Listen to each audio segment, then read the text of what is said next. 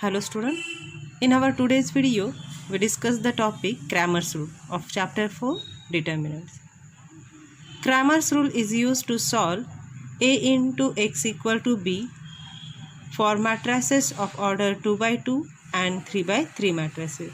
So we know that A into x equal to b, this is our linear system, and in our linear system if our matrix of order 2 by 2 and 3 by 3, so at that time we have to also use the Cramer's rule for finding the solution of our system. For higher order matrices the rule is also valid, but the formula is inefficient for hand calculation. So for that reason we have to use that Cramer's rule mostly of matrix of order 2 by 2 and 3 by 3. So notation. So those notation we have to use in our this point, that concept we have to write down here. Let capital A be n by n matrices. Small b belongs to R raised to n. The matrix AI of B is the matrix obtained from capital A by replacing column I by vector P. That is, AI of B means what? In matrix A, ith column is replaced by B. A1, A2, so our ith column is replaced by B, and up to other columns of matrix A we have to write down as it is. See here the theorem which is related to our Cramer's rule. The Cramer's rule, let capital A be an invertible n by n matrix. For any small b belongs to R raised to n, the unique solution capital X of A into x equal to b has entries given by xi, which is equal to determinant of ai of b divided by determinant of a, where I varies from 1 to n. Why we have to write down 1 to n? Because our matrix of order n by n, it contains the n columns. So as per that reason we have to write down 1, 2 up to n. So if our matrix of order n by n, so we have to need to find out the values of x1, x2 up to xn. See the example which is related to our that Cramer's rule. Use the Cramer's rule to solve the system. So here we have to given the system by using our this linear system. First of all we have to write down the coefficient matrix A and matrix B. So this B is our constant matrix. So in our coefficient matrix A, see here the coefficient of x1 is a 3 and x2 is a -2, so 3 -2.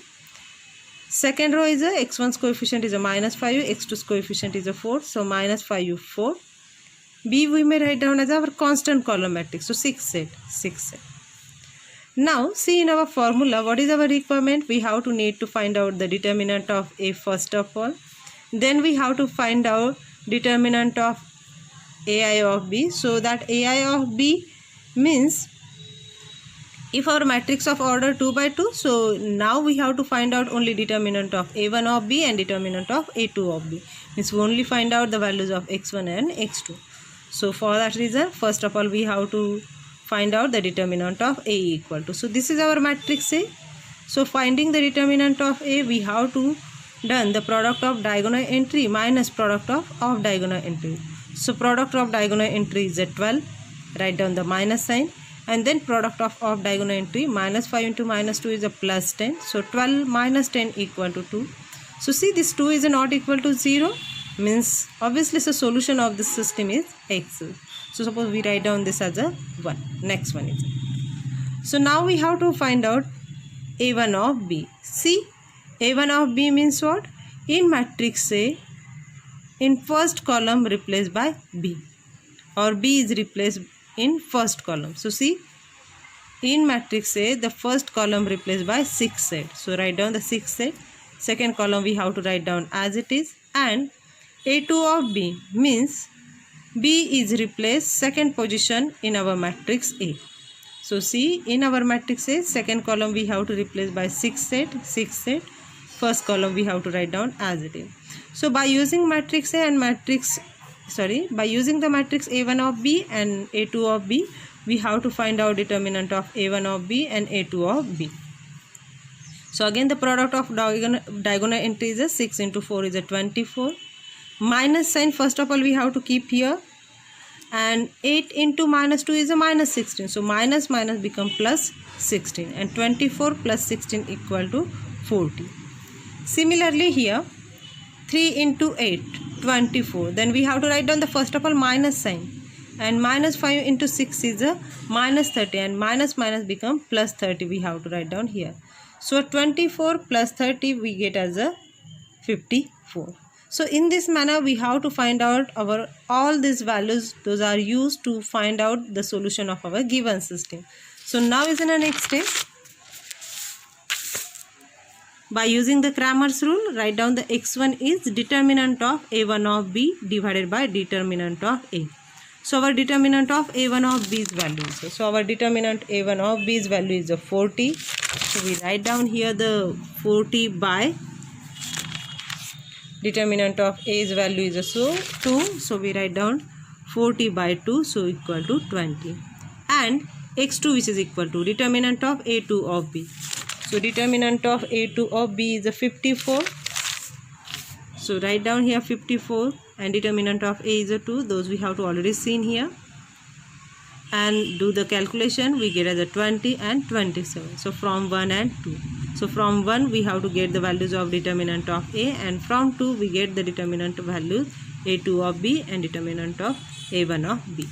Therefore the solution set is, so capital X which is equal to, see in our linear system which is contain the variable only x1 x2. So write down x1 x2. Our x1's value is a 20, so write down this 20. x2's value is a 27, so we write down 27. So in this way we have to find out the solution of our this given system. See the second example. Again we have to use the Cramer's rule to compute the solution of the linear system given below. So we have to given this linear system. Again by using this linear system, is in our solution we have to write down first of all coefficient matrix and then constant column matrix B. So constant column matrix B is a 3 0 2 3 0 2. Next one is our coefficient matrix is a C. x1's coefficient is a first column for the x1's coefficient, second column is a x2's coefficient, and third column is x3's coefficient.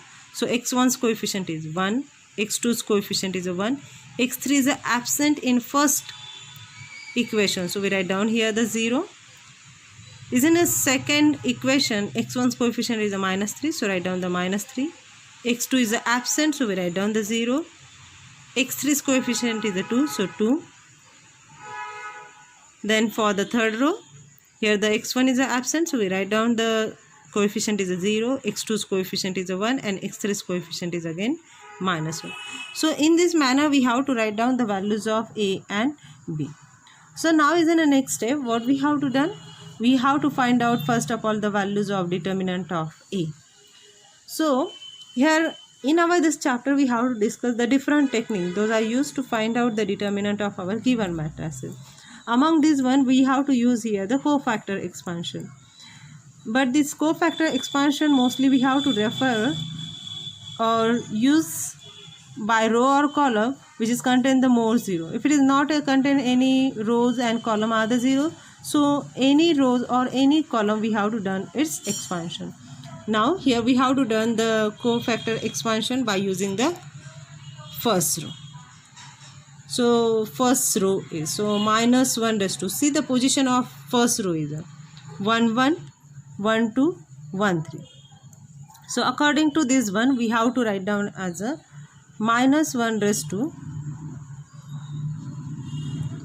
1 plus 1, a1 1, c1 1 plus minus 1 raised to 1 plus 2. So that is, what is that 1 1 1 2 1 plus 2? So because here we have to done the expansion by the first row, and first row's position is 1 1 1 2 1 3. So for that reason minus 1 raised to 1 plus 1, a1 1, c1 1 plus minus 1 raised to 1 plus 2, a1 2, c1 2 plus minus 1 raised to 1 plus 3, a1 3, c1 3. Here we have to give the reasoning cofactor expansion by first row. So see here the minus 1 raised to 1 plus 1 is a 2. So minus 1 raised to even power, so it becomes plus 1. So this totally term is a plus 1. A1's 1 value is a 1, so we write down here the 1. C1 1 is a, so excepting the first row and first column, they are remaining the submatrix is a 0 2 1 minus 1, 0 2 1 minus 1. Then next one is here is a plus sign, but minus 1 raised to 1 plus 2. So here 1 plus 2 is a 3, and minus 1 raised to odd power we get as a minus sign. So we write down, we get this minus 1, and minus 1 plus become minus 1. Minus, and a12's value is a 1, so we write down here the 1. C12 means excepting the first row second column, there remains minus 3 2 0 minus 1, minus 3 2 0 minus 1 plus minus 1 raised to, so we write down that plus sign, minus 1 raised to 1 plus 3 is a 4, so it is an even power, so it become minus 1 raised to 4 become plus 1. And a13's value is a 0, so we write down the 0. Except in the first row and third column, there remains minus 3001, minus 3001. So in this manner we have to write down its determinant. Now is in the next step we have to find out its determinants. For finding its determinant, so no need to write down that one, because 1 into this one is a, we get that determinant value. So minus 1 into 0, 0. Minus sign 1 into 2, 2. This minus sign 1 into this one, we get this determinant. So no need to write down again that one. Minus 1 into minus 3 is a plus 3. Minus 0 into 2 is a 0. Plus 0 into anything is a 0. So no need to done the calculation. Write down directly 0. So 0 minus 2 is. So 0 minus 2 is a minus 2. 3 minus 0 is a 3, and it having a minus sign. So minus 3. Minus 2 minus 3 is a minus 5. Next one. So our next requirement is we have to find out the determinant of a1 of b. So determinant of a1 of b means instead in our first position or b is replaced in first column of matrix A. So this is our matrix A, this is our b. So 3 0 2 we have to replace in a first position. So our matrix is a 3 0 2 and keep second two column as it is. So in this manner. But see here in a second row which is contain the maximum 0. So for that reason, for our simple calculation, we have to done here the cofactor expansion by the second row. So second row, for that reason, minus 1 raised to, second row's position is a 2 1 2 2 2 3 2 1 2 2 2 3. So minus 1 raised to 2 plus 1 a21 c21 plus minus 1 raised to 2 plus 2 a22 c22 plus minus 1 raised to a23 2 plus 3 here c23 in this manner. Next one, we replace the values of this one. C, this a21's value is a 0, so no need to done the calculation whole, we write down directly 0. a22's value is a 0, so we write down directly 0. Next one, minus 1 raised to 2 plus 3 is a 5, so it become odd. So minus 1 raised to odd power, so we get as a minus sign, minus 1 and that plus having a minus sign. And a23's value is a plus 2, so write down the 2. c23, excepting the second row and third column, we get 3 1 2 1, 3 1 2 1. Minus 2 we keep as it is and find out the determinant of this one. So 1 into 3 is a 3, minus 2 into 1 is a 2. So 3 minus 2 is a 1, and 1 into minus 2 we get as a minus 2. Next one is a determinant of a2 of b. So in our matrix A, second column is replaced by 3 0 2, and first and second column we have to keep as it is. So first and third column keep as it is, second column we replace by 3 0 2. So here the each row and each column which is contained at least 1 0. So we have to done the expansion by any row or any column. So now here we have to use the expansion we have to done by first row. So for this reason, the position of one is first row is a11, a12, a13, a11, a12, a13, c11, c12, c13, and here we write down minus 1 raised to 1 plus 1, minus 1 raised to 1 plus 2, minus 1 raised to 1 plus 3. So next one is a minus 1 raised to even power. So it become plus. Only we have to check whether what is the value of a1. So a1 is a 1. So again we have to accepting. So removing the first row and first column, we check whether which remaining submatrix are here. 0 to 2 minus 1. So 0 to 2 minus 1. So 1 plus 2 is 3. So it is a odd. So minus 1 raised to odd power. So it having a minus sign. Plus minus become minus sign. A12's value is a 3. So 3.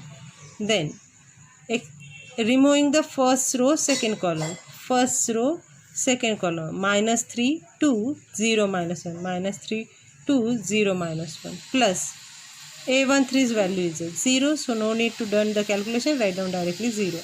Because 0 into anything becomes 0. Next one is that.